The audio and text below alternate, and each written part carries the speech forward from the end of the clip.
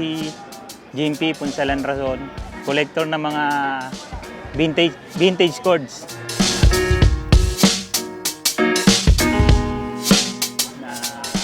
Sa ngayon, ang hawak ko is 195 pieces, all vintage chords. And nag-start ako nung February 2023.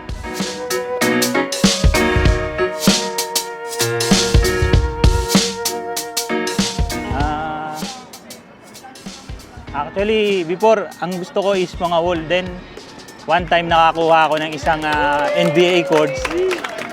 Then, doon lang nag-umpisa yung kagustuhan ko na magkaroon. Yung sira-sira yung nakuha ko ng chords eh. Then, pinaayos ko yung snap niya. Nilabang ko, inayos ko. Then, after that yun, nagustuhan ko na siya. Then, nag-umpisa na ako maganta mga chords. Kasi, sa sarili ko lang, before I'm using mga ekip na kape. Kasi wala pang pambili na, wala pang trabaho.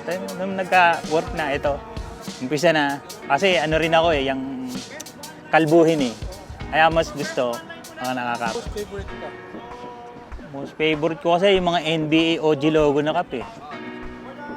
Yun talaga yung mga gusto kong mga kape.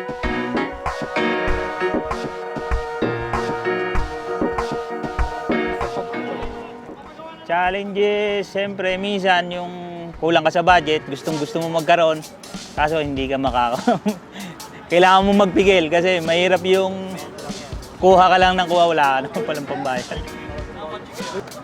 Yes.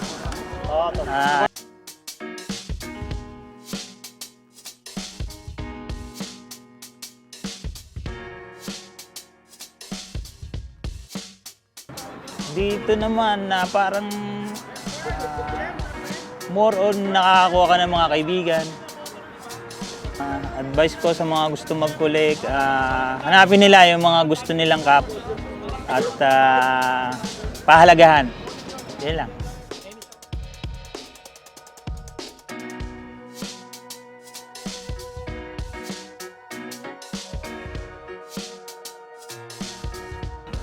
Shout out yung ito, vintage community na cup game. Sana mas lumakas pa.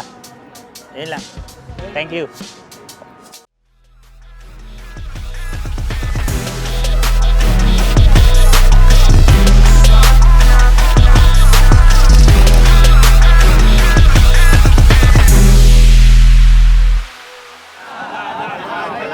Salud, salud!